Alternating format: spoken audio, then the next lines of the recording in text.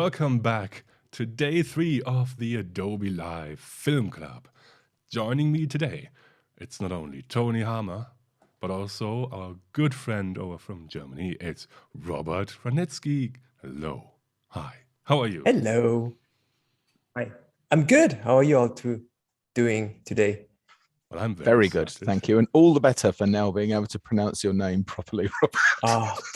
I actually went back yesterday to the replay just to check out what you tried to say. So it was something like Hranitzky. Yeah, that's actually nice. I like the sound of it. It's my dyslexia kicks in. I read it and I go, oh no, sorry, oops. No worries, it's all good. Well, there's bound to be an S in there somewhere. And anyway, we are also joined by the fine people watching this at home, hopefully on Behance, because if you're watching this anywhere else but on Behance, then you're missing out. So do join us over at be.net/Adobe Live. Once again, that's be.net/Adobe Live. And in the chat, if I have a look over to my right, I can already see a lot of people in there, such as Alexandre, bonjour, Gelana, Kirsty, and Michelle, and Mike, and Oliver, and Sean, and Steven, and Stuart, and Tim, and Tony, again. Yeah. Always there, for whatever reason. Whenever I'm streaming, they're in there. Strange. Anyway, Tony, Robert, what are we doing today? Because this stream is like, it's a two-parter. It is a two-parter. By the way, I've noticed Alexandra's comment that says, I look like the old Luke Skywalker. So there you are, Robert. We can pick that up later on.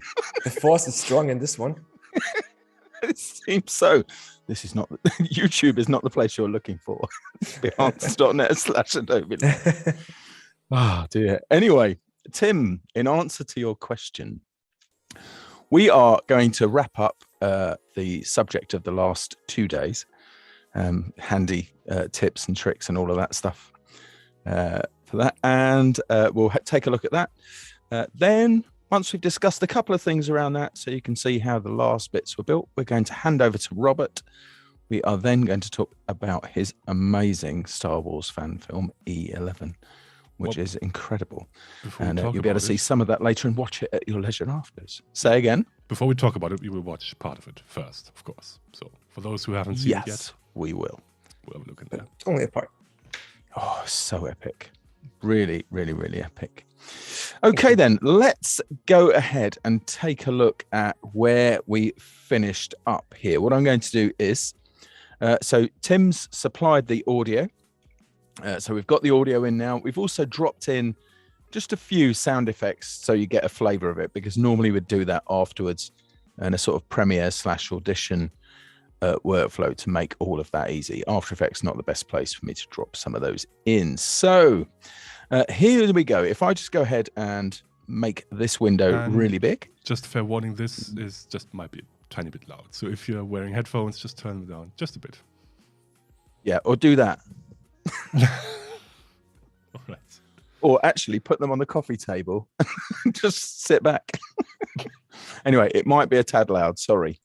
Okay, but here we go. This is what we ended up with. You'll notice a few changes because, you know, I made a few changes. Right, here it is.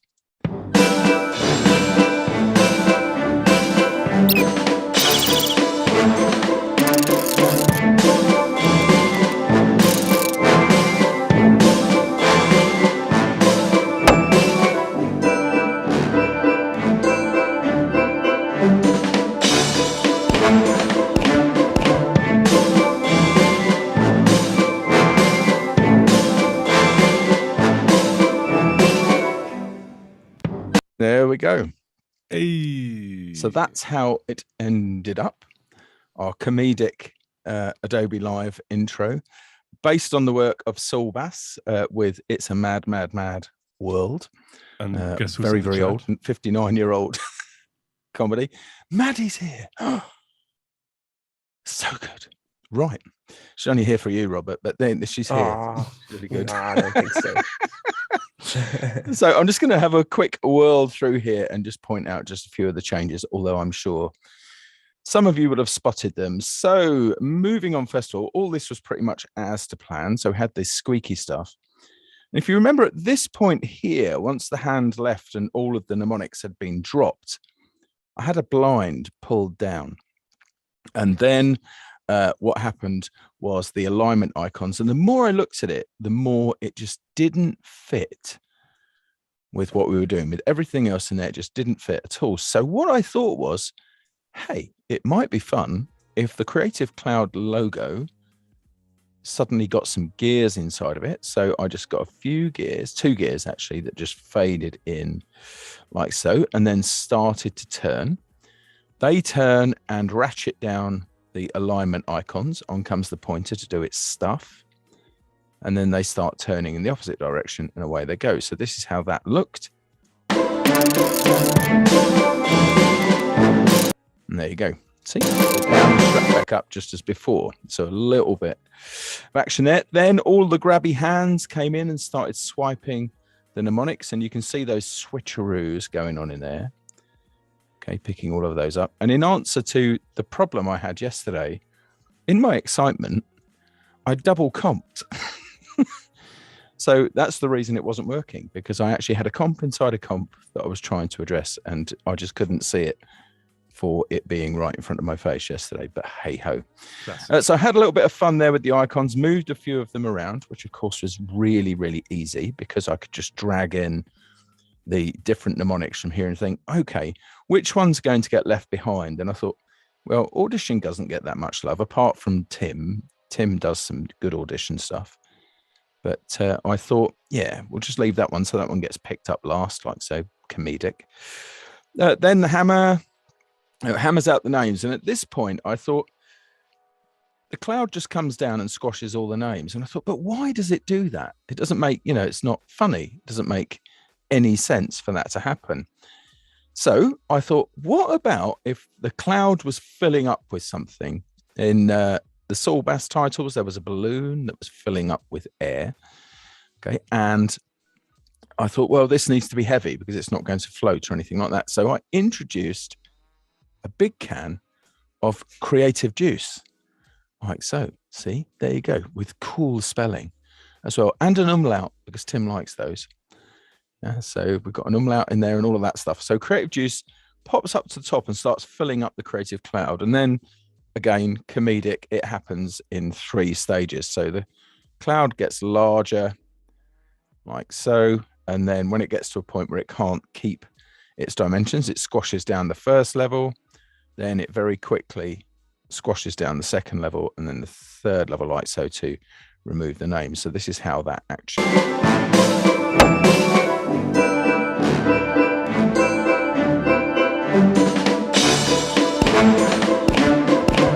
There you go. So that squashed that down. Thinking about it, what I can do is just turn off the audio there just for the moment. Unlock that when I can. Okay, you don't want to be unlocked. That's fine then. There we go. Audio off for that one. Okay, so any more that I play, you don't have to have the audio going with it. So then from there, this was all in the plan here, this part. So the little Adobe Live bubble that was starting to lean towards the 70s, from the 60s to the 70s, appears, and then there's a radial wipe around like so. And you'll notice that the things inside of there are vibrating nicely. So there's a bit of visual interest there, and let's just play that out. Okay, so stapler accent finger brings that back on. Radial wipe like so, and there we go, fades to black, as per the plan. You know what I was for thinking? The radial wipe. When I was looking at the animation, I think it could even benefit from some slight dirty textures, perhaps laid over it, so it looks older, or perhaps a slower frame rate. Well, I did say I was going to do that originally. Oh, yeah. Because I didn't think they animated in 30 FPS, most likely.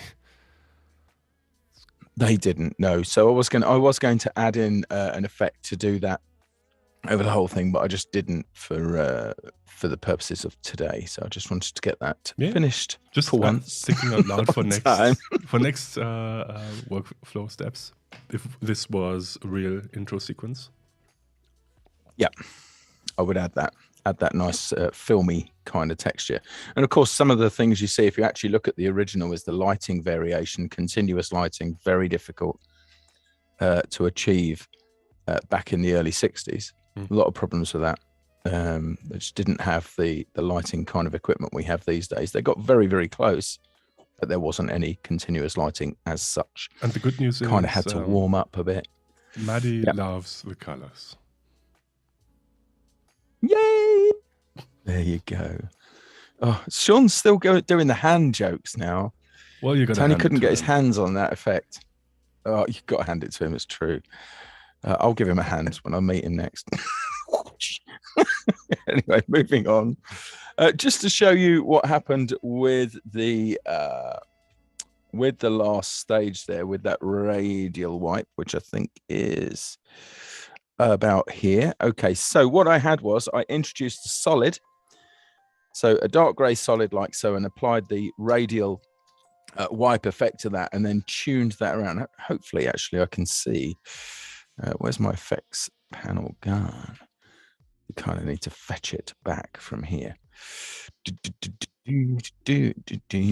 Second half. It's just reset the workspace. No, it wasn't on the window. It should be there. Yeah. Sometimes it closes like below the. Oh yeah, there we go. Effect controls. There we go. Thanks very much. Cheers, mate. Okay, so yeah, so I did this to the dark grey solid, which I've turned the well, I'm not going to bother messing around with the visibility, but the radial went around like so.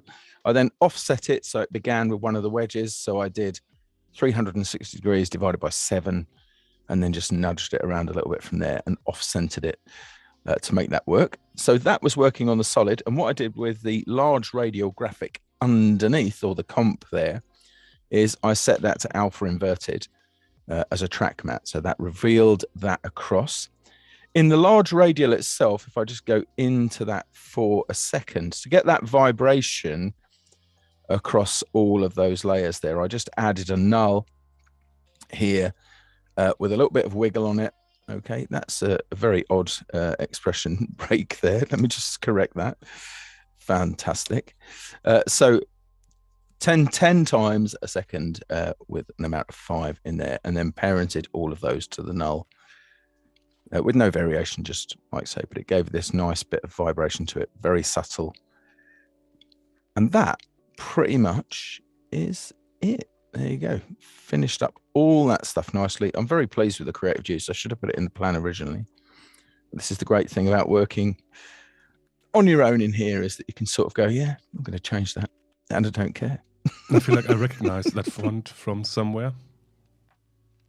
Looks very similar. The creative juice one, I think that one's called Manticore, I think.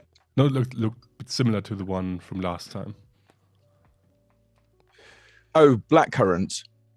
Yeah, but it's apparently it is a little bit similar, but I think this one's Manticore. I think so. I don't know. Yeah. Could be. Very nice. I mean, it might be the yes.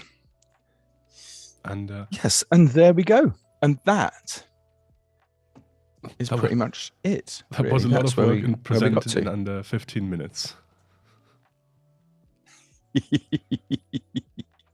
We did all right this time. We did, apart from a couple of glitches, we finished the thing on time, not a couple of days later, which is good. Kirsty's saying the hand jokes are so funny, I can't stop smiling.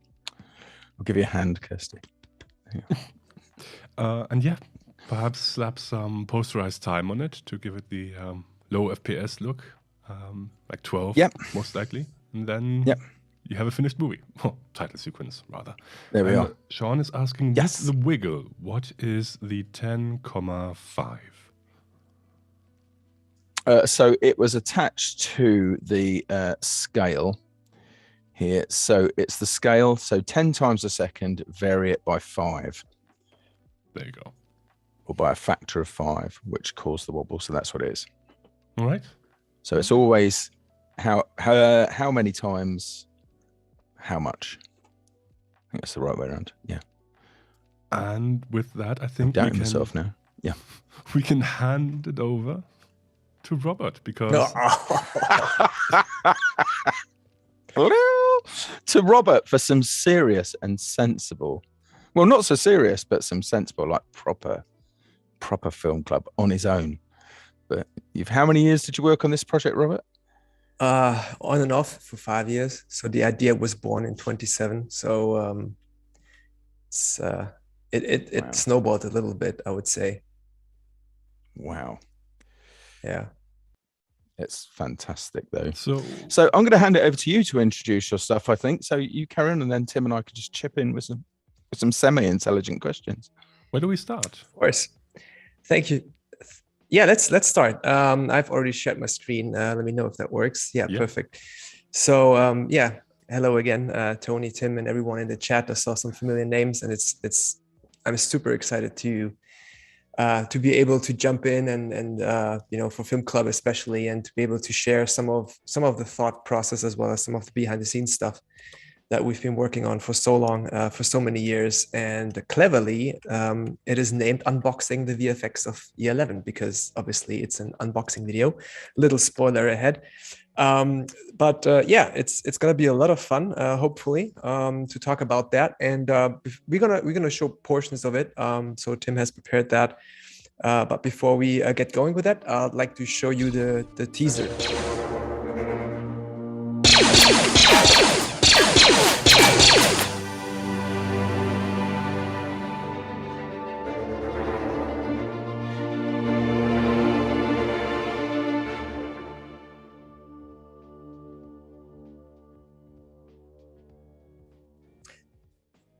So yeah, it basically is the logo and the title reveal because I've never mentioned the title. So it's kind of like hinting at what it is about, being in the corridor and with the blaster and everything. So I try to be clever there, but it's available on YouTube for free for everyone to watch. And of course, I have to say the disclaimer. So this is all a non-profit, unofficial fan film project that is not intended for commercial use. It is being made solely for fun. The characters are obviously owned by Lucasfilm and Disney, and this fan film is not connected in any way to said companies. So in other words, please don't sue me, right? But it all started actually a long time ago in a kid's room, not so far away from here, from Munich. It's about 3 hours where I grew up from here. And I was always intrigued by Star Wars and Stormtroopers and everything as a kid growing up, watching that. It triggered creativity and the fantasy and the desire to create something where there was once nothing. And I've watched the movies over and over again. I don't even know how many times, but I guess this pretty much sums it up, how it started, like 30 something, 35, I don't know how old I was, maybe 8 or 9 on the left. And this is, the other one is a bit more recent. So it kind of transitioned, and it started with me purchasing a Stormtrooper armor from an American company called Denoise. They don't exist anymore, but it was always my dream to have a costume like that. So I took about a year to build it, of course, on and off. And while building it, it was so much fun to do stuff with your hands, right? Because we do so much on our computers with pixels that you actually can't touch. And I thought, what a nice feeling it is to actually do something that you can touch and even wear and look at it and learn so much about the build process that they used 50 years ago when they were actually conceptualizing that armor. And then I started to build the blaster, and then the idea came on how would someone that is actually a YouTuber, how would he actually review that blaster? But to go back really to the start, I mean, my parents are fantastic because they keep all the drawings that I did, and they surprised me, I think, for my 40th birthday with a couple of the drawings. So I think that was even smaller. I might have been 7 or 6 even, I don't know. So drawing all the X-Wings and TIE fighters as a kid. And fun fact, I even applied as an intern to Lucasfilm pretty much exactly 20 years ago when I was studying design. And of course, I was rejected because I really sucked back then. So of course, they didn't take me. But I kept the card as kind of a safe keep and to memorize and motivate myself to, to not being able to let myself down and still, pursue a creative career. So that was fun. At least they reached out and sent a nice letter replying that try harder next time maybe. So it could be called the revenge of the declined intern, but we're not going to go there. So, so coming back to the idea, again, it was born in 2017. So technically the elevator pitch is, what if in the Star Wars universe there were stormtroopers doing actual review videos of Imperial equipment and gadgets? So me doing actual reviews for tech products on YouTube, plus me building that blaster, created the idea of, hey, how would that be in Star Wars universe, right? Someone that is trying to highlight the latest gadget for their fellow troopers, right? So that is the base idea of this all. The idea was to have a simple shoot, green screen, 1 or 2 backgrounds, a little bit of Cinema 4D and After Effects mojo, and then it's done.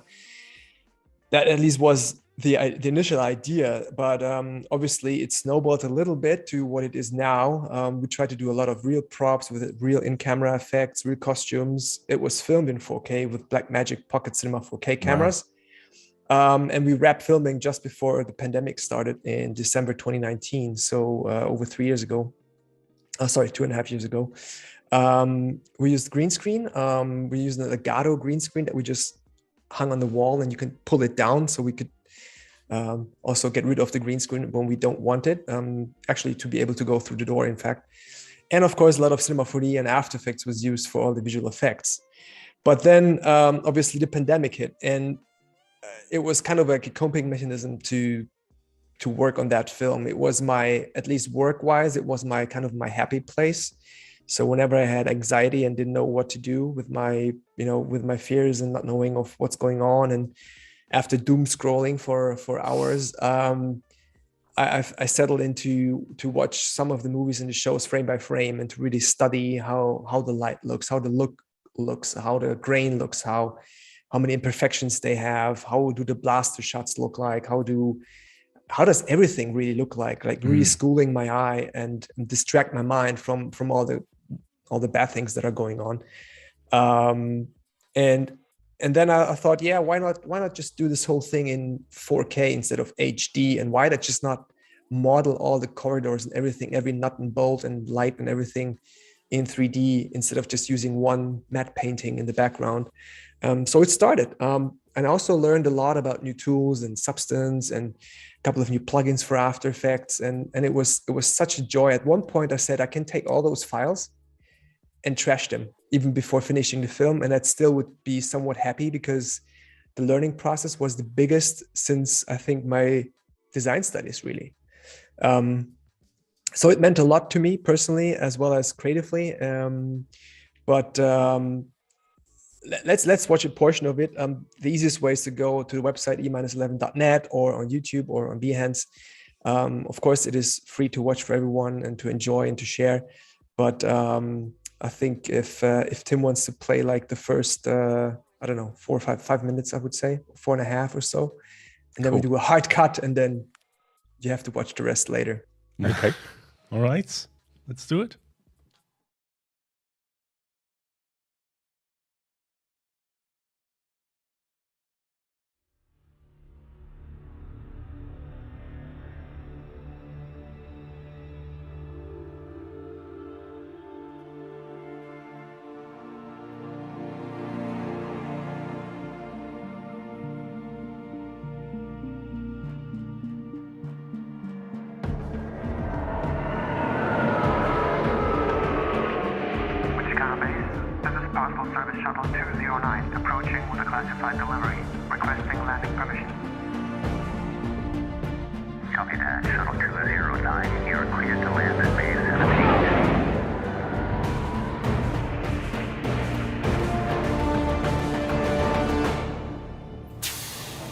TK421, I have a classified delivery for you. Identify yourself. What's up, fellow troopers? I'm TK421, and welcome to my weekly unboxing and review episode of Imperial Equipment and Gadgets. I'm very happy to say our review table has been updated and is back up and running with a new operating system. Today is the day. Top secret, high-level confidentiality. This baby is so fresh out of the factory that it's still warm. Is it a new thermal detonator? Nope. Is it our beloved updated electric bat? No. It's the one thing we've been waiting for. Something that will never fail us again, a weapon that is so precise we won't even have to aim anymore. I want to properly review this for you, but first, let's see what's in the box. I can't wait to open this. It has been years since the last update, and I'm as excited as a Wookiee on Life Day. Before I open this case, let's check for content integrity with a deep package inspection.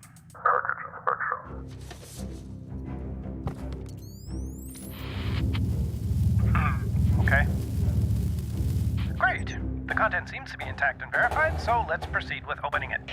I have this special light knife that was created with some kyber crystal fragments gathered during Order 66 to slice open this bad boy. Oh, you hear that? Oh, yeah. It comes in this specially designed box. Beautiful, beautiful box that is super durable, that fits perfectly in overhead compartments when you're relocating to other bases or planets, for example. And here it is. Do you want to make a difference for peace in the universe? Join the Empire, learn valuable skills, bring order and unity to the galaxy. The brand new standard issue blaster, the E-11. Go dummy, go beast, oh no.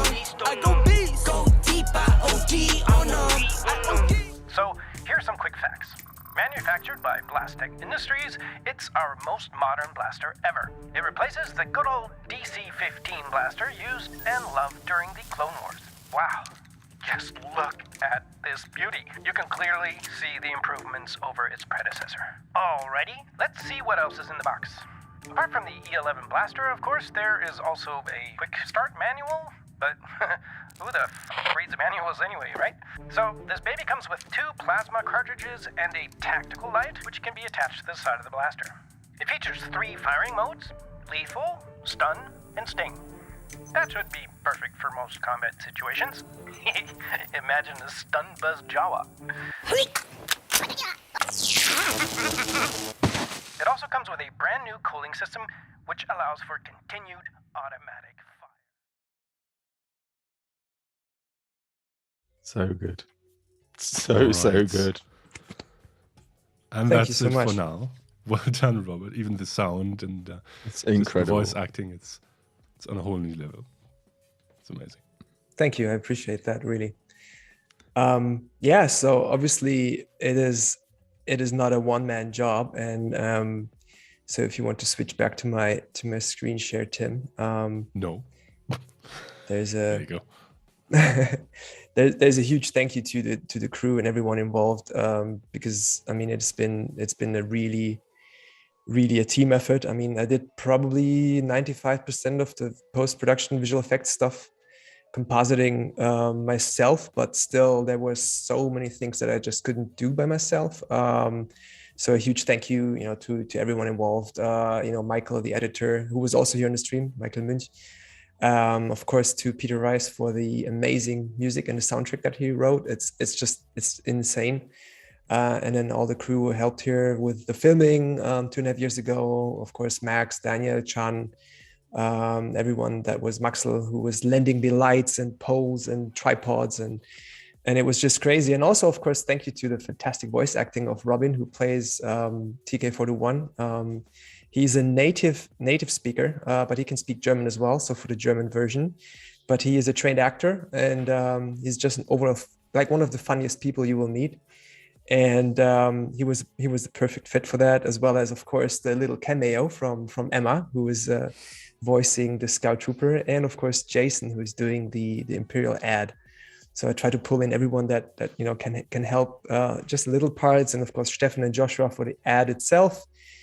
We worked together on that, and and there's many more I'd like to point out, but there's a full credit list you can check out. So you might be wondering, why do all this? Why spend so much time and obviously money on that? And is it worth it, especially if you cannot monetize it? And but to be honest, after presenting this at a conference and coming home about a week ago, I received the best gift ever. So my family and my kids, they basically handed me a little Oscar statue that says E-11 best Star Wars fan film in the world. And I was super moved by that. I was tearing up, and I'm crying. I'm not crying. You're crying.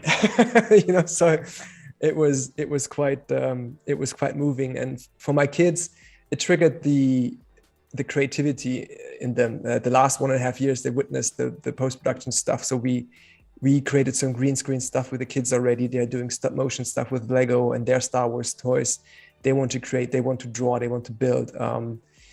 I mean, if no one would have watched this movie, I would be maybe a little sad, but still I would be happy, because eventually it it started something in them creatively, which is worth it. So, but obviously I want to share the passion and the findings the learnings that I did with you, everyone in the community. And there's going to be like a feature length behind the scenes documentary about the whole process, because we filmed everything and documented everything. And it is basically for the community to be motivated to pick that up, and also to strive to do whatever it is they want to do creatively. So that's the motivational part behind that. So I've got to tell you, Robert, by the way, just quickly, that in the chat, people are full of admiration for this, and they're running out of words to express quite what they're feeling. Maddie's saying it's that it's awe-inspiring and awestruck, she says, exactly. And Angus is saying he's running out of wow words. Thank you so much. So good. This is amazing. And the adverts, you thought of everything. Pure genius. There you go. Jan's saying, is that Tim's Mac Studio unboxing? That's quite funny. But no, they're absolutely loving it, Robert. And I'm sure you've seen from the comments you're getting on YouTube that it's just thank you. So it really means a lot, really. Thank you for the kind words. And in fact, it is pretty much starting to blow up on YouTube. It should be around 60K views, which I think is fantastic. Could have never imagined it. Started a new sub channel from my own channel to divide it from not being monetized and everything. I had 0 subscribers like 10 days ago or 2 weeks ago. So it was really hard for people to actually get to know it. And then it was shared, obviously, and it received lots of love and lots of fantastic comments. I mean, if you have time, you have to scroll through the comments. They're just so creative and inspiring as well for new stuff to come, hopefully. And the joy that people are getting out of it, just like they have like 8 minutes of fun in their life, distracting from all the crap that's going on.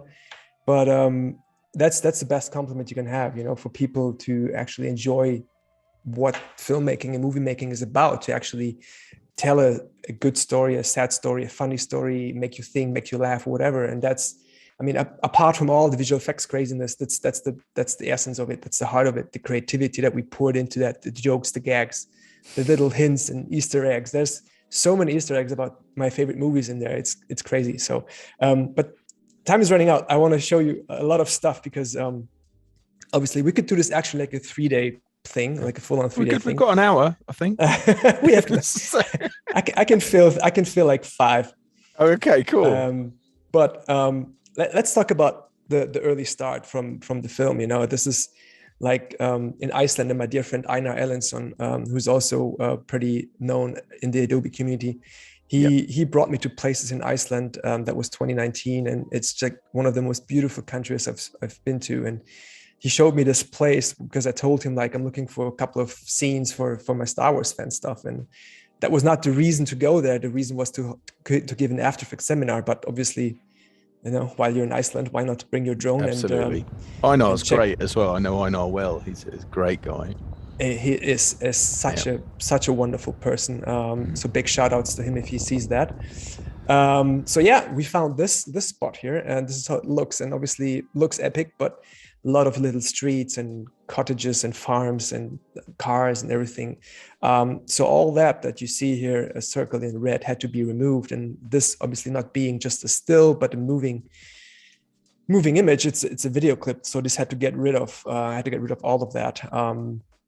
So there were 2 things that I was using, and I'll try to show that a little bit more in depth, because it was the clone stamp tool, or the tools that are built in, as well as a spot clone tracker from Red Giant. So I used 2 tools to get rid of that. Also the 3D tracker, as well as Lumetri to color grade that. And then this is the final look. And all you have to do is just add a couple of turrets and a base that was designed by my friend Saad, and then a couple of TIE fighters, the shuttle, and then it's done. So it's actually pretty straightforward. A couple of details have to go in there, but before we move to that shot, let me actually show you in After Effects, because I think people are hungry for some After Effects stuff. So yeah, so this is the shot.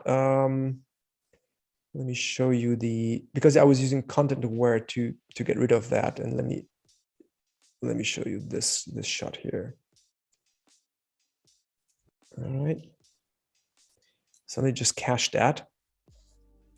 So this is the original shot, and what I did is, I'm not going to show that now, but I did denoise it. I used Neat Video's denoise tool, which is insanely good. So it gets some of the noise out of there, which is good. So I did that with every single clip. And then at the end, I added tons of noise back in. So it's kind of like, yeah, denoise it and then add even more noise on top. But it's better to work with a denoised plate for obvious reasons, you know, to be able to key it out and stuff like that. But this is the original plate with the drone flying straight forward and pulling up to reveal the establishing shot. So what needs to be done is, obviously in Photoshop, it's super easy because you mark something and then all you have to do is use the clone, the spot clone or the healing brush, or like any tools that you can imagine. But for video, it's a different story. It's a different beast because it's moving at 24 frames per second. In this case, this was accidentally filmed with 25. But anyway, it's a lot of frames that you have to get rid of. So what you have to do is basically create a mat, right? So what I did here is I tracked and matted out all the little things that need to be removed, right? So this is the mat that you have to use, and then you define the areas that should be punched out. So what happens then next is you take this into let me see if that is here. Where is it? Content aware fill, right? So you have to use content aware fill, and then you have to use the fill method, right? So you have to define, like in this case, I defined the content aware fill mask, which is this one here. So this is overlaying that and punching a hole into this plate. Okay. So here you can see the mask that it's defining. So you can see that it's actually kicking and it's working. You can extend the alpha channels on the edges, and you can also choose the fill method if it's object, surface, or edge blend. And there's really no right or wrong. It really depends on your footage and the type of video that you have. So you should play around with it. I played around with it. I think I tried every method, and with lighting correction and without. This actually didn't exist back then when I did it. And then you can just hit content aware fill, and this will then generate a fill layer, and this will create a fill layer that that looks like this. Let me just scroll through that and hide that, so it's on black. So basically, you can see that it's filling up all the selected mask with the area around it. And it just works beautifully. However, in some very specific areas, I had a little bit of issues, with flickering, or again, it's not a one-click, one-punch solution that just works magic, right? There is no make ILM visual effects quality one-button click thing, right? It just doesn't exist. Yeah, it is still work. However, it takes you 90% of the road, and then you have to do the rest. So what you can do is you can use that fill layer, but you also can use the spot clone tracker from Red Giant, which is also fantastic, which works very similar to the way it works with with Photoshop, but it can actually track the effect. So if you open that up, you'll be able to you can track the spot, and this will then create all those keyframes in here. And if I delete that, you will see that there was a little bit of a shadow here. Yep. So yeah, some could say, okay, why go all this extra mile for that? But I wanted to make it perfect, and that's why I put so much effort into making sure that this looks really, really good, like a clean plate. And then the next step after you have the clean plate, what I did is I rendered out a ProRes file of the clean plate, so it doesn't have to do all the processing every time I do something on it. So all the 3D part that was added on top of that was done with a pre-rendered file. Yep. Basically, I put that into the track, and what I did then is, so this is the uncleaned now, but it doesn't matter for the purpose, because actually I was doing the 3D track with the uncleaned plate because I thought it has more reference points with all the contrast that is going on there. And after applying the 3D camera tracker, it's just like simple, add the effect to it and then click on analyze it, and that's it really. I think I did the high quality analyze, if I'm not mistaken. And I also received these dots here, right? And these dots, they move in perspective and they will recreate the camera that my drone was capturing, right? So if we're gonna look at the perspective, let me see where it is. So let's make it, all right. And then if we move around, you can pretty much see this is the path the drone was flying, and then you can see I was raising the camera. So this is the reconstructed 3D camera. So going back to our original plate, this will show us here. And then what I can do with this with the 3D tracker, it's now very straightforward because I don't know, I can just select a bunch of reference points, and I can right click and say create text, and I can write the text here. Tony. Yay. And I have that new 3D gizmo that didn't exist back then when I was working on that. Yeah, that's so useful now. It is so good. Yeah, it is so good. So I can play with that. I can even reduce the size of that. I don't know. Let's make it 2,500%. And if we play that back now, you will see that it's sticking perfectly to the ground.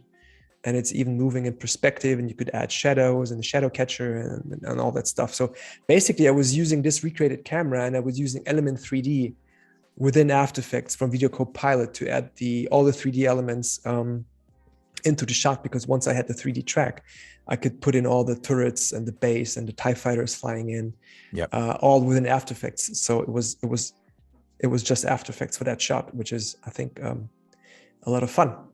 Yeah. So, all right, going back to sets and props and stuff. This happened a couple of years before E-11. My friend Daniel gave me this fantastic Millennium Falcon, which is about this big. It's a studio scale quality from The Empire Strikes Back, and we weathered it, we painted it, we did all the fun stuff that you would do in a virtual environment in real, and then again. So much fun to do that in between projects, between waiting times for renders and stuff like that. And that was also like a huge factor of trying to do things, not just virtually with pixels, but physically with real props. So, did you use powder? Did you use weathering powders like the Tamiya ones for? Yes, we use weathering powder, liquids. Your weathering game is strong, Tony. Oh man, we've got all down in the studio there. We've got all of that good stuff, mate. We do all that good stuff. I have to come to visit you, I guess. Yes. It's so much fun. Basically, it's the same technique that you do with 3D work, right? Yep. But let's talk about lights, because that was a crucial part of the whole thing. And I used Illustrator to create those shapes that you see, those distinct shapes that you see in Star Wars, how the lights look like, always pill-shaped. So I took a huge black sheet of paper, and then I printed that out, and I marked that down with a pen. And then I cut that out carefully and put that in front of a softbox. So it was a lot of work to cut that out. But still a lot of fun. This must be 2018 or so. You can see I have less gray hair than now. But testing that with the Stormtrooper is, at least with the helmet, you can see those nice little reflections going on and all the nice details that are coming through. So this places it right there into the universe. That's so good. Thank you. Really is so good. Look at that. It just looks beautiful, right? It does. It's just filmed with the iPhone. That's so smart. And the same happened for the intro. Scout Trooper is played fantastic by Stefanie Winkler. Big shout out to her as well. She's from the 501st Garrison, the costuming and prop group that do a lot of charity events and everything. And she was so kind to help me out, because that's actually one of my favorite Stormtrooper designs, to have that Scout Trooper in there. So I thought Scout Troopers would make perfect delivery troopers, right? So it's I wanted to have a patch that said IPS, like Imperial Parcel Service, but then I didn't want to get sued by UPS, so I don't know what I ran. So I left that out, but it's an IPS person delivering the box, and you can see the lights. So basically I cut out 2 more lights with some white paper on the sides and put LED strips in there. So it's like 2 tubes light left and the right, and a top light in the middle. So she is in the darker area, and when she moves forward, she becomes illuminated.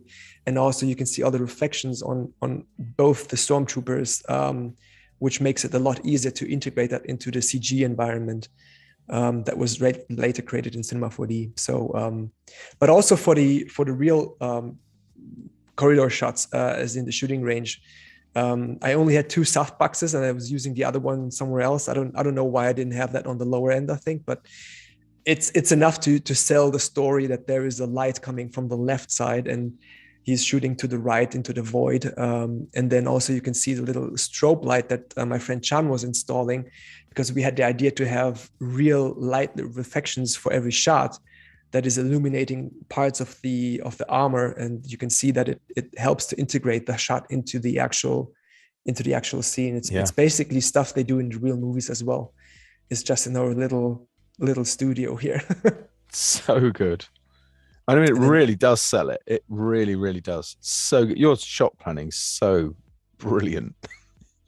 Really brilliant. So yeah, it works quite well. We did a little bit of overpaints to add a little bit of reddish color to that, but all those little detailed reflections in the visor and the helmet, I mean, it just helps to illustrate that he's firing and testing his fantastic new gadget.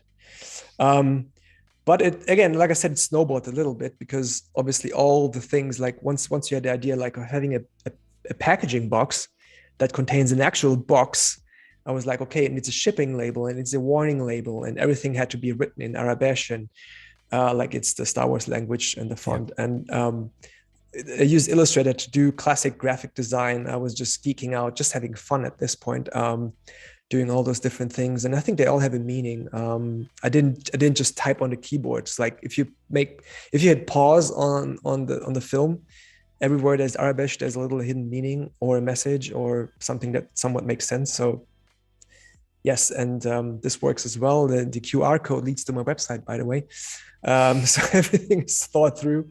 You can create those QR codes in InDesign. So that's what I did. So technically almost every creative tool from Creative Cloud was used.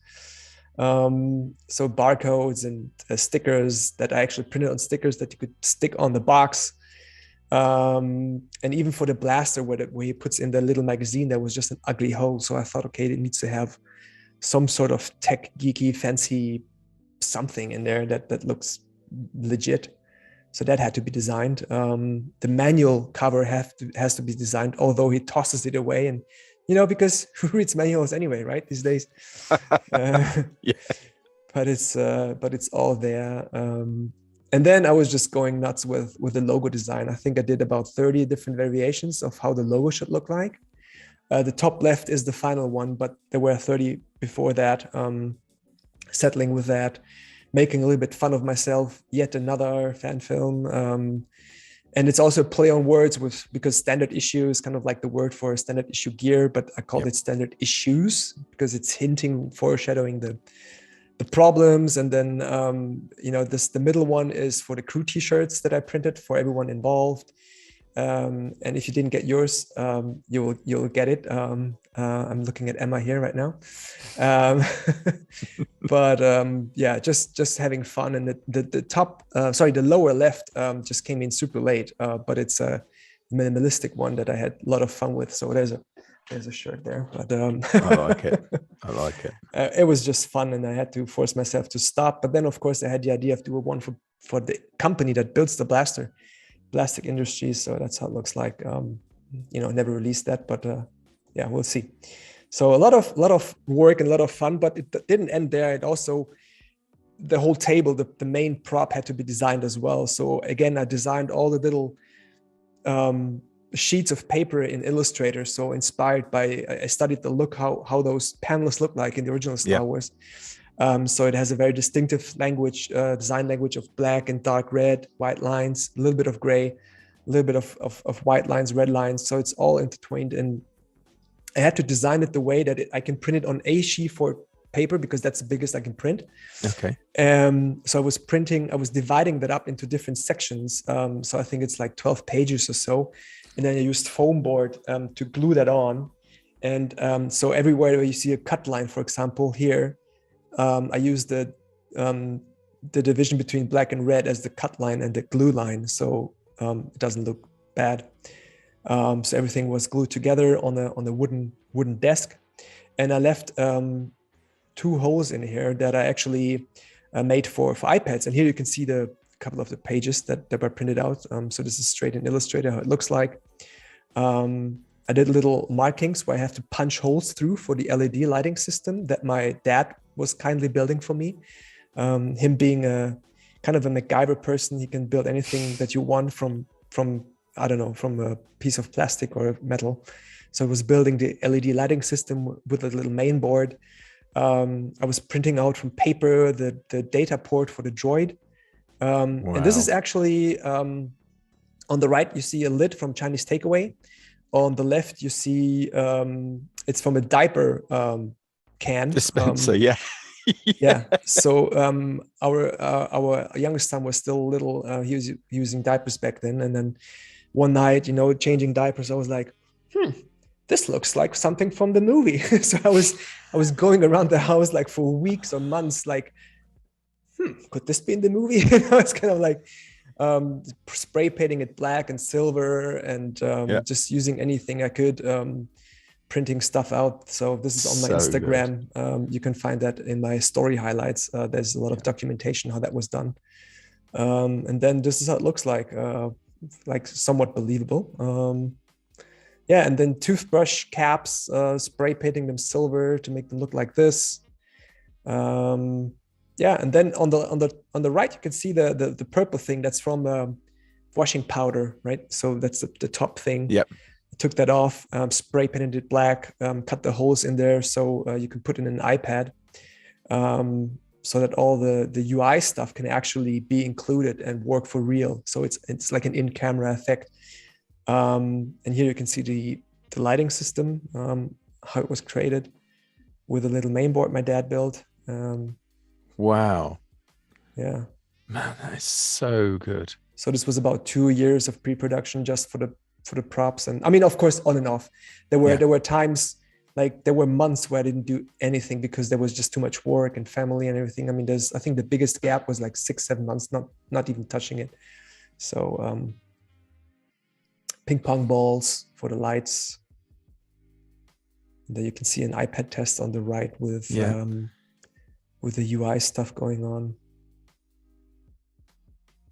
So was your dad involved in manufacturing that blaster? Because that is so good.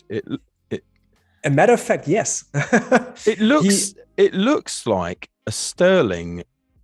Oh, it looks like the body of a Sterling submachine gun, an SM-11. It is Fantastic. It is. Well, you know your stuff. It's a British submachine gun used during I think World War II. Up until the 1960s. Exactly. And the prop designers from Star Wars in the 70s, they went to a prop company to rent, I think 50 or so of them. And they were just basically kit bashing stuff onto them to make them look not like Sterling, but use them as a base. And they were actually shooting blanks in the original Star Wars episode 4. So I did a lot of historical research, which was so much fun. But in fact, this is, of course, not a real gun. It's a replica that was a resin cast. It was like a yellowish plastic that had to be, sanded off and spray painted and weathered. And there's 2 real metal parts, and that is the bar on top where the scope sits. So my dad helped me to bend that from metal and cut the metal sheet. Yep.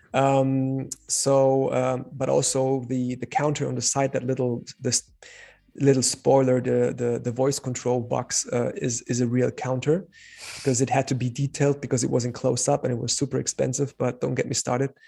But yeah, and then all these animations that you see here were created in After Effects, and then, you know, run through the washer with a couple of effects to give it like an 80s kind of look. And all the effects are not eased, so you wouldn't have to animate like this. You know, it's everything linear and just moving choppy, because I tried to mimic the look and feel of the 70s, 80s UI design. Yeah. But then this was loaded onto an iPad, and then basically it was playing in loop. And then, you know, I took those two iPads and slid them to the left and to the right, closed the edges. And then you could use multiple shots in camera without doing any visual effects stuff on that, which was perfect. So good, so good. Man, I can't. I don't know how many more times I'm going to end up rewatching this now. I mean, I've watched it a few times already, but just with getting these extra little details, yeah, you've created something you could pore over for absolutely ages. It's so impressive. Thank you, Tony. Really, really impressive. So one of the things that was crucial to me was also the silhouette. It's like one of the standard things you learn in design, obviously, in school and everything, and is always to make sure that it has to be visible. So I was really watching out how to frame and how to composite not just technically but also creatively, in terms of always being able to see the hero. I mean, the Stormtrooper is a very iconic design, obviously created in Britain. I think I think it was in the UK. I think it was a London prop designer or set designer. I forgot the name, but so this was created like 50 years ago, and it's still an iconic design. But it stands out by itself, but still I wanted to make sure that it's also noticeable if you watch it, for example, on a mobile phone, right? If you watch it in a real small scale, you can still make out the jokes and everything, because as much as effort you put into the visual effects, you still want to make sure that actually it's the jokes and the gags and the story and the entertainment purpose that is there for people to enjoy. So yeah, the CG sets, the backgrounds, it was all created everything started in Illustrator, believe it or not. Yeah. Everything was drawn in Illustrator and then changed to Cinema 4D.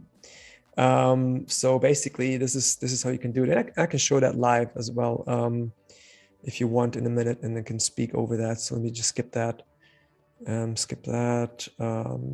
Yeah, maybe for, you know, getting ahead of myself a little bit, because I was looking at references from A New Hope as well as Rogue One. They changed the design a little bit for Rogue One, so they were a little bit inconsistent.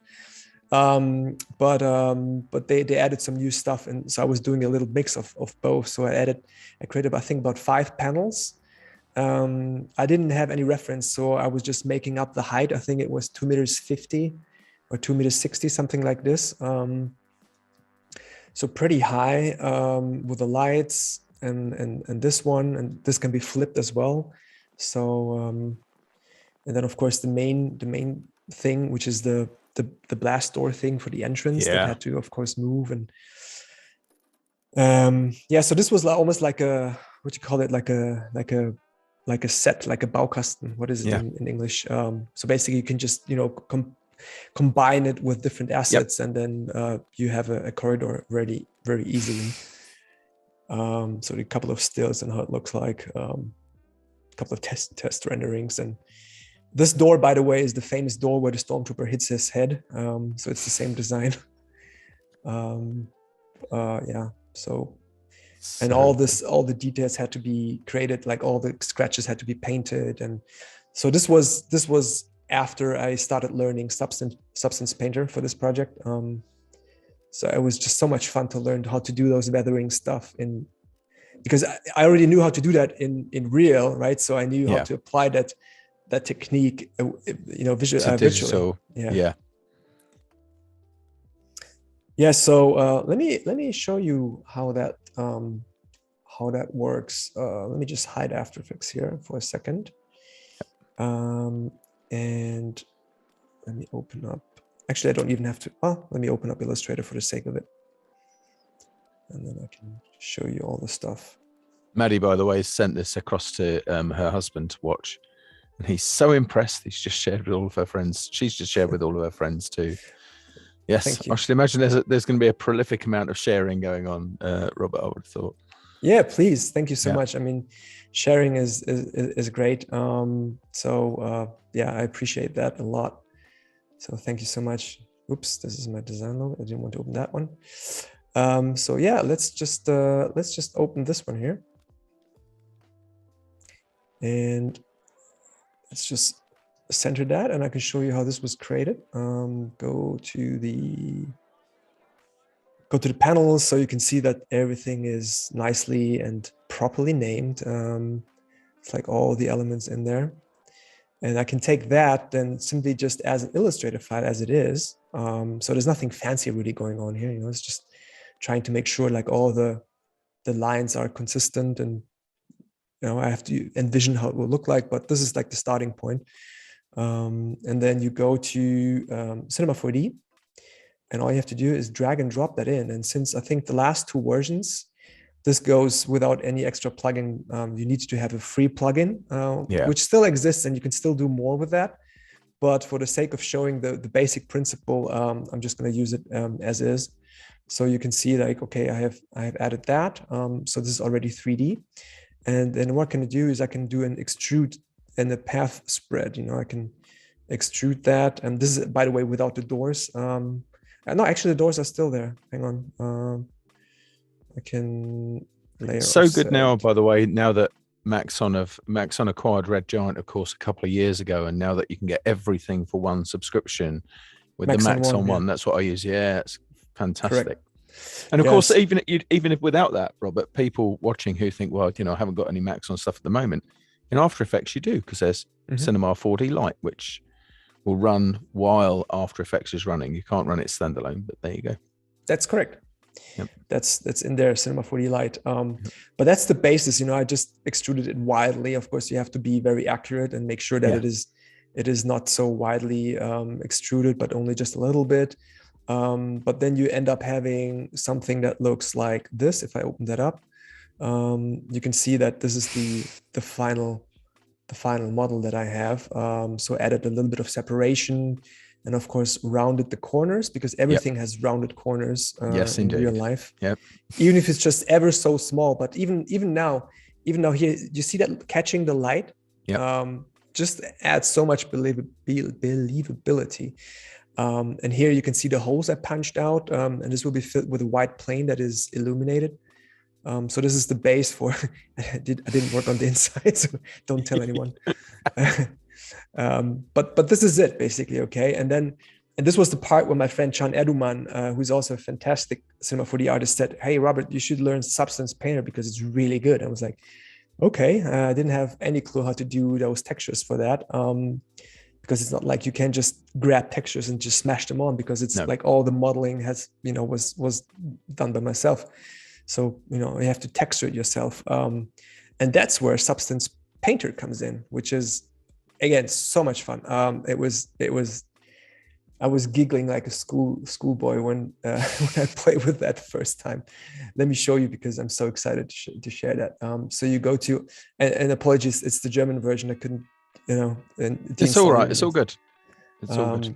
So basically you define the 3D model, and it should be an FBX file. Ideally, so you can export out an FBX from any of the tools. And of course, there's a tight integration with Substance Stager as well. So you can, work really well with it, but it also works with Cinema 4D and any other 3D tool, by the way, anyway. So all you have to do is you have to load it in. And when you load it in, this is how it looks like, right? So this is the model. You can see that. You need to have UV maps, by the way. This is super important. So you have to unwrap all the geometry. Yep. But once you have that, you can go in and you can bake the mesh maps. And this is the key for fantastic work in Substance Painter, because the mesh maps allow you to automatically detect edges, as well as have ambient occlusion in the little corners of edges as well. And you have to define the resolution. So let's go for 4K resolution here. And then you say, I want to have normals and curvature. Curvature is that defining at what point it is recognizing it as an angle, at what angle. Yep. So let's go ahead and bake those mesh maps. So Substance is doing its thing right now. Yep. It's calculating, analyzing the model, doing all the voodoo in the background that is needed, that is absolutely needed to be able to paint on that model. So this is the absolute second step that you have to do after importing the model. So it's creating the ambient occlusion now. It's calculating all the edges. You can see it's dark in all those edges. It's where less light goes in, basically. Now it's analyzing the curvature. Bounce light, right? Ambient occlusion is where just the light has no direct light source, but light is being bounced into that area. So you're getting a reflection of that light output. So that's about right, isn't it? Yep, that's pretty much correct. And UV, by the way, for the people who that's just a term for, because X and Y are taken care of in 2 dimensions. UV is what you use in 3 dimensions when you're mapping a texture. It's basically, I had a Adobe Live seminar, webinar a couple of weeks ago with Melanie and Matthias, and I was using an Easter egg and unwrapping the gold foil from it. So way. You can use you can use a, whatever, chocolate bunny or whatever, and then you just take off you peel off the foil, and that is UV wrapping or unwrapping. Like an orange, cut around an orange. Like an orange, exactly. But you just need to be able to reassemble it without any seams. So this looks better now. So you have all that. You can cycle through all the different channels. You can see the ambient occlusion. You can see the white is the edges. You can cycle through all the mesh maps. But what you can do now is you have something that's called smart materials, and they give you a super good head start to start your materials. So you can, of course, start from very early on scratch, do everything yourself. But I was new to Substance, so I was, trying to save time. And you can go through the Substance materials here that come with Substance. And there's, of course, there's so much stuff, fabric and so much like iron and leather and everything that you can imagine. So I can take that steel gun matte and just apply that, and out of the box, it looks already nice, as you can see here. And of course, you can also play with the light. And this wouldn't work because it's a little bit too rough on certain edges. It's a little bit too noisy, but this could work. And of course, you can always go into the material and and paint. You have a lot of layers here that you can toggle on and off to see how it looks with less or more scratches, or no edge wear at all, or you can change the color of it. So there's a lot you can do with it. And in fact, let me show you another little thing that is super nice. So this is how everything was textured. Again, I used my own set. I used this as a starting point, but then gave it a little bit less grunge on some areas and painted some of the corners, like painting a mask in Photoshop. You paint it in 3D. So basically, what we have here is, it's the frame of the shooting range. So in there is the illustration that my friend Mace was drawing of the trooper, looking grim. Yep. And this is the metal frame that supports the whole thing. And what I want to do here is I wanted to add those blast marks. And let me show you something which is insane. So you have dynamic brushes. You have all of Kai's brushes here as well, of course. So it's like Photoshop built in. But you have laser impact, and this is nuts. Let me see if I can. Actually, let me show it with white first, and then watch that. Pew! You have to do the sound effects yourself, but pew, pew, pew. Yeah, Lego.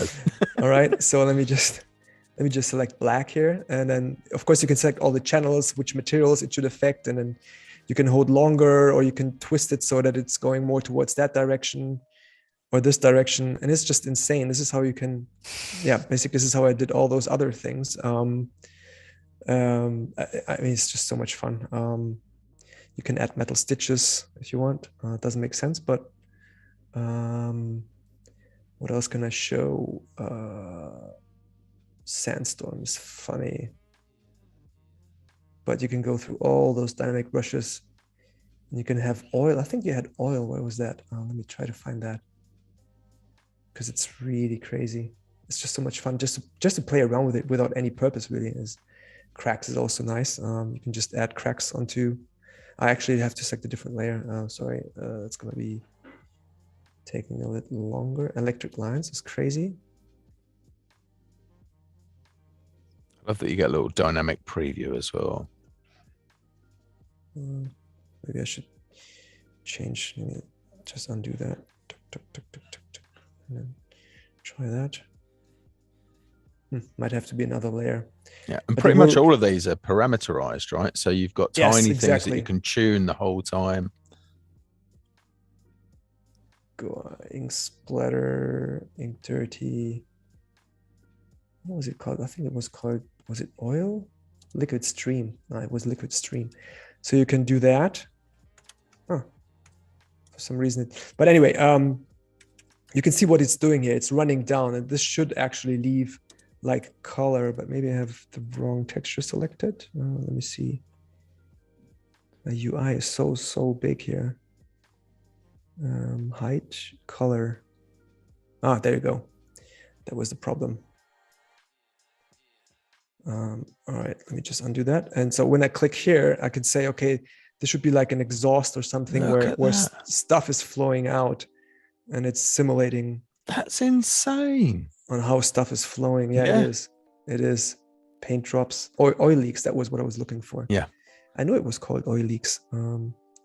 So The fact that that brush understands that geometry to that level is just crazy. yeah, so there you go. It's dripping down. You could paint it here, you know, it's dripping down in between that thing. So it's Yeah. it's just so It's much coming fun. from the crack. So you Yeah, exactly.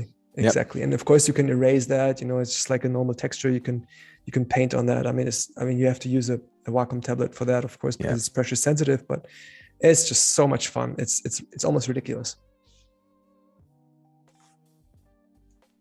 Cool. So let's talk a little bit about the shooting range. You know, there's I think about 100 slides left, but I'm just going to stop when we run out of time, and then, you know, we'll leave it for another day because, you know, like I said, I could talk for 5 hours, but But everybody's loving it, and they said you're welcome to stay for 5 hours. I think we'd have to take comfort breaks, though, to be honest. Yeah, you know what? We just received our new kitchen at home, and it was Yeah. supposed to come tomorrow. So at 9 o'clock, you know, like ding dong, here's the new kitchen. I'm like, okay, hang on, I have to go to attend the live stream, and I'll be right back. Always the way. Always the way. Always This is the way. Yeah. All right, a little backstory, and a big shout out to my friend Max, who is sitting here in front of me in the studio. This is his nemesis part, because I was Hey, Max. he was trying to he was like one of the nicest guys, and also an amazing artist, and he was so kind to help me with the shooting range. And initially I had the idea of just having a corridor when just like one target and the blasted bolt just flies through, and then we had the idea of building that in Element 3D, you know, because it's trying to stay in After Effects without going the extra mile of Cinema 4D and everything. And then he was building, like, I don't know for how many days, like building the corridor, and I was marking down like, okay, it looks a little bit like wood, or, you know, giving director's notes or whatever, and then you know, getting new versions and, you know, playing with that, and it's getting close to Star Wars, especially because of the lights, but somehow it was a little bit off. It also became quite slow, because if you add so much geometry, at one point it just didn't justify making it in Element 3D. At least not for my machine. Maybe it was just too slow. But we did a lot of tests of how it would illuminate the corridor when it's flying through. But still, I was not really happy, because the visual language was a little bit off from what I wanted. Yeah. So I had to, you know, give Max the bad news, and like, it was a hard decision, and I hope he's not mad at me to say that, okay, thank you, but no thank you, and I'm just going to do it in Cinema 4D. And I couldn't tax him with, you know, having to do that in Cinema 4D after spending so much time. So I went back to do it myself. I know, but it's still useful. I mean, incredibly. It was super useful. You know, it was super useful, because it showed I mean, that's a point. And also for commercial projects, you know, sometimes you have to, like, let's call it fail. But fail is not really a failure if you don't learn from it, because it's not really a failure. It's more, and that's like the thing. what fail stands for: first attempt, in what was that thing? Anyway, but it's basically you do something to find out that it has to be done differently, right? Yes. And that was super helpful because technically it led to what it is then, which is that corridor. And there's a lot of details that were built in. And I also found out that, for example, when seeing the previous stuff that Max did, that like the crucial part was like initially having just one target. I mean, stormtroopers are quite stupid, so maybe it makes sense to just have one target. But then I thought, after doing some research on how do shooting ranges look like, because if I have no idea how they look like. I was doing like Google search and finding like references, and then found it's normally on a bit of string. Yeah, there's like there's rails on it, with the targets flying to inspect it. But then again, one target was not enough, so that's why I thought it's worth adding multiple targets. And then of course also the new illustration had to be made. But here you can see a little breakdown of all the layers and all the 3D that went in, and then you do the blaster fly through. So of course missing the target, and then going around, turning around. So it's a full 360 set. Basically, I could place the trooper anywhere, and then just add him and just key him out, and then it works quite nicely. So brilliant. All right, so let's talk about scopes and mouse. So this is how, for example, the first test, again using Element 3D, with some of the corridor elements that Andrew kindly shared for the community. So I mean, they're pretty nice, but they're not super accurate. So I thought, okay, maybe redo that. But it was, again, very good to get the idea, because then again, it's a story in the story. It's kind of like the mouse droid comes up, he sees that he's targeted at, becomes scared, and then drives off again.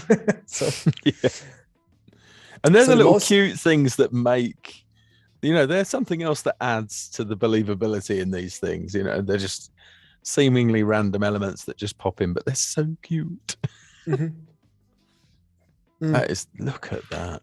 And fun fact, because Lucasfilm shared some of the sounds, like some of the most iconic sounds have been shared by them for Star Wars fan films.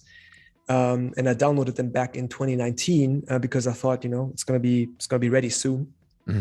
I don't think they're available anymore, but I started to work on that in 2019, so I think it's still legit. So they have a couple of sound effects in there, like the TIE fighters, the Wookiee, and so every Star Wars sound that you hear is taken from that pack and not ripped from the movie, because you're not supposed to do that. And I was left looking at, okay, so there was no mouse droid sound in there, and I found out that they were using these things here, like this is how they sound like. So I was using the kazoo to record the sound effect of the mouse droid, and when he is driving off, I was using this little fellow here, and then recorded that in Audition, and messed with it a bit, and there you go. And this is also my first Redshift render ever. That's again something I didn't use GPU rendering in Cinema 4D. I used physical render. So rendering one plate in 4K, one frame, one image, took between 1 and 4 hours. Wow. So I knew I couldn't animate sequences. So what I did actually for example, for the corridor. So when you have, I don't know what the slides are, but I can take it away now. So when you have one corridor shot, it's a still, and I masked out, like there was a Lumet mask for every light, right? So all the lights were white. And then I went in and masked those lights out and animated them individually, so they're blinking, randomly. Oh wow! Yeah. Okay. Yeah. And then I overlaid that on the still, so to make it look like it's a moving, it's not a moving, but a living set, because the lights are going on and off. And I did the same technique for the smoke when the thing comes on and all the smoke is flying around. So it's basically always a still that is animated on top with 2D stuff. But the mouse droid, I did that pretty late. I think I finished that one in 2021, last year, a little bit over a year ago. And that's when I was shifting to Redshift, because then it started to work on the Mac, because I'm a Mac person, and then I could finally work with GPU rendering. So this was a big thing, because then it was like 2 minutes per frame or something coming from 4 hours. Yeah, that's crazy difference. So here you can see a little bit of a fly through how the world actually looks like. So we're entering from the point of view from the delivery trooper, and the desk, by the way, is a virtual desk that was built for this previs or behind the scenes, so you can know where the real desk was standing. As you have some reference, but added the mouse droid in there just as a gag. But you can see without textures how it looks like, and how I envisioned the room where he's doing his reviews. You can even see the empty box on the floor there. So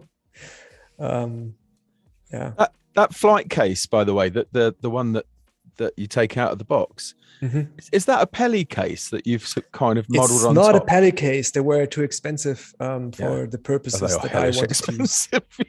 I mean, they make it good. It's. I have to look up the company. It's a German manufacturer. They do similar cases, and it was still expensive, but not that expensive. Yep. And now I can use it for for my camera gear. So. And for the actual shooting, for the aiming scene that you see here right now, this is like the full-on scene that was rendered in Redshift. I used Grayscale Gorilla's Gorilla Cam. He has a camera rig that emulates natural motion, so it adds a little bit of wiggle, but in different axes, and it looks natural. So it's kind of like it's not so stiff, but it looks more organic. So it helps to sell the shot. And I mean, this was rendered quite beautifully, I think, even with a Mixamo rig in the Stormtrooper in the background that he just walks randomly, casually away. But then I had to, of course, animate and design the whole scope, how it looks like. This was based in parts from what you can see in the movies, but you never see a Stormtrooper aim through a blaster. So I was taking about 50% inspiration from what exists and added my own 50%, and everything animated in After Effects. And also you can see the crosshair is always a little bit lagging. Yep. So I'm trying to tell a story there as well, because as much fun as it is to do, you have to keep the narrative in mind, because that's what it's about. It has to make sense in some way, and it has to serve the story or whatever you want to explain. To me, I mean that targeting looks perfect, because what a common mistake when people are designing things like that is they forget that the sighting is based on 2 points before a target. So those points will move and start, there's another whole parallax thing going on in there, but so good. And then I was putting that beautiful render through the washer, distorting it, adding all the imperfections and the wobbliness and the grain and all the all the glitches that are happening, that makes it really difficult to use that thing, really, because obviously the firmware update has to be applied, but it never came. And then you can see made me laugh so much, that did. I really enjoyed that. So this is the shooting range stuff, and then you can see it's getting more distorted, and then you can see it with fog added, and there's a lot of compositing work in there. Yeah. Oh, it's a huge volume of work, man. It's to do this when you're doing your day job and everything else as well, and raising 2 kids. And raising 2 kids. It's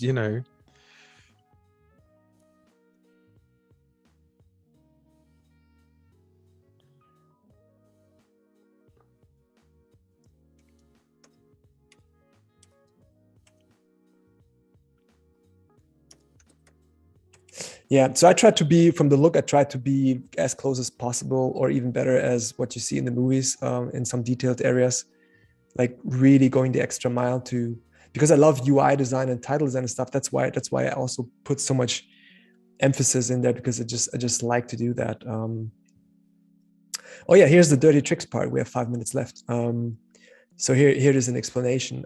So this is the pure render, super sharp and not really nice. Nothing moves, nothing happens really. And this is the animated part in After Effects. You can see all those little lights blinking. This is all from object masks, or in Redshift language, this would be AOVs now. Basically, all the lights have an individual channel, and then adding them on top, a little bit of blinking going on and pulsing, and just adds, like, immediately adds believability that this is not a photo, but it's a video, of course, from a tripod, but still. It's not that there wasn't any keyframes needed for that. In fact, I can't even fit it on a 4K screen if I open up the whole panel, but there were quite a lot of keyframes, and they had to be all out of sync because they're not all blinking at the same time. Yeah. So it's different parameters, a lot of masks. And then everything was composited with using SuperComp. That's again another tool that I learned and used for the first time in this project, because it's always good to use a new plugin or tool, whatever, not just doodling around, but also to set yourself a goal, a little project within the project. That's how I broke it down to. I made this like seriously gigantic project into little sub projects, to be able to tackle it mentally as well as project thinking wise, so every shot was a little project by itself. So this was so SuperComp helped me a lot with being able to make sure that the light bleed and the light wrap that happens around the edges from the lights looks good. And also I could use the edge blend to make sure the edges are nice after keying that with Primate. I use a little bit of edge road just to make it look good. Added a little bit of diffusion, a little bit of glow technically of what you would have in a real lens and camera, just to help to connect the CG world with the real world. And if I move around, you can see how interactively the light wrap moves around the edges, right? So it helps to integrate the shot, and it's interactive. So however the stormtroopers are moving, the light wrap will be moving correspondingly and in the right way. I've never used that tool. It looks amazing. It's fantastic, yeah. And internally, it works in float. So internally, it's like a 30-bit compositing, even if your comp is set to 8 or 16-bit. So that's also a big plus. Wow. So it was developed by a guy called Stu Maschwitz. He used to work on Star Wars, I think, on the prequels. So, and I think also on the special editions, if I'm not mistaken. So he has a lot of background from compositing in After Effects. And then, of course, it was not just all keying. I mean, Primate is great and the keying went well, but almost every shot had some sort of rotoscoping in there. The box had to be rotoscoped. Some parts of the armor where there was light leaks, not light leaks, sorry. What do you call it? Green screen. Oh, like chroma kit, reflection, chroma reflect. Spill. That's Spill. what I was looking. Spill. You had a lot of spill in some areas, although we tried to light it properly. But still, I mean, some of the parts had to be manually animated, and you could see all the keyframes for just this one shot. And I don't know how many. I didn't even count how many. It's not even 100 shots, but it's a lot of shots. And then you can see some of the spill disappearing, and you can see a couple of the layers being added. I'm gonna have a play with SuperComp, because I've got it. It's in the Red Giant collection, isn't it? So, but I've never used it. I'm gonna... And this is the same principle with the lights. So you can see once I hit play, all the lights are blinking. I don't know if it carries through the stream. I hope it does. Yeah, we can see it. Yeah. And then this is without the lights. And once you add the lights, you can just make out that something is blinking. So this is like a live environment. And added a little bit of zoom, like a little dolly move, just to give it some more believability. And this is a fun story, maybe to wrap it up. So this one was fun because we knew that after he's finished trying out this blaster, there should be like smoke coming out of it. And we first thought, we can do it. Well, I couldn't do it because I have no idea about fluid simulation, but the idea was to do it with particles, right? And then I think it was Max's idea. I don't remember correctly. To actually use real smoke. So he was using his vapor thing. And he brought it to the finally shoot. A good use for one of those. Brilliant. Exactly. So we were like ready. Okay. And then before we hit the record button, he was blowing in the fumes into the barrel, getting out of the frame. And then basically the trooper is pulling in the it's basically just moving around, and you can see when he moves down it follows, and it was a little bit tricky to key, but it worked. Yeah, worked like a charm. Tim was just remarking on that actually. But it is keyed, and there's only some fog added in the background that was not shot in the scene. But the smoke that you see in the foreground is all real, and it's coming off from the. So yeah, and you can listen in for that, and maybe we can wrap this with this last shot. Yeah. So that is John transitioning from one to pew pew. So we had to sync up the movement of the trigger with the light strobe, and sometimes it was super off, but yeah, many times it was working. Yeah. So yeah, that's about it, I would say. Mate, that is.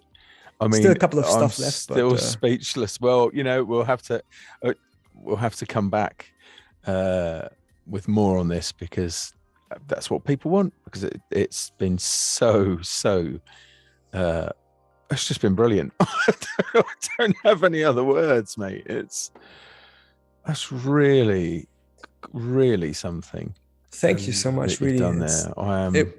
It's a true passion project. It's a true passion project, really. Otherwise, you have to be somewhat nuts. Also chiming in from my end. So good. I really enjoyed all the details you've added and hidden. I've checked the barcode and what it says, what's encoded in the barcode.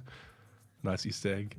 So yeah, and of course, personally, a big fan of the music, which was created by, like the music. Peter Rice, Peter E.C. Rice. Nice. All right. Actually, do we have talking about sound? Maybe we have a minute. Yeah.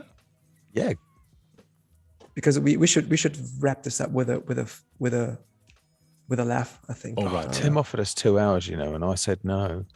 Okay, hang on. Don't always listen to me, Tim. So check this out. How were the Java sounds made, right? So I'm gonna embarrass myself, but all right, here we go. Wait, yabba, yippee, okay. Wait, yabba, yippee, okay. So we go to multi-track. This is Audition, by the way. I add that in here.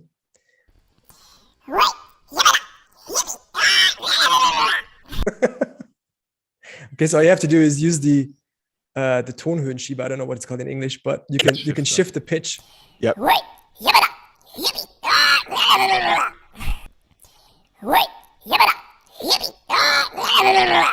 And that's how that poor Java was done. I don't know if I should have him here. I think,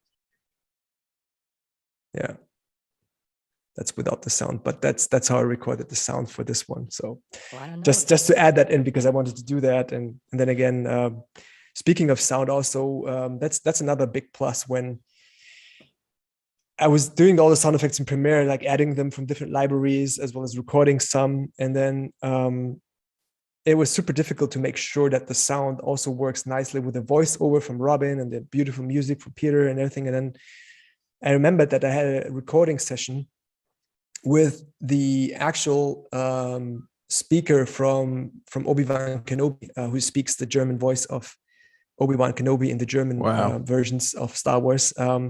And in that studio, I already mentioned, like, was like 1.5 years ago, I mentioned like, hey, so I'm working on this project, and maybe I could use some sound technical or engineering help. And he's a sound engineer. And then he said, like, yeah, send it to me. And then his name is Stefan Möhl, and he was so kind.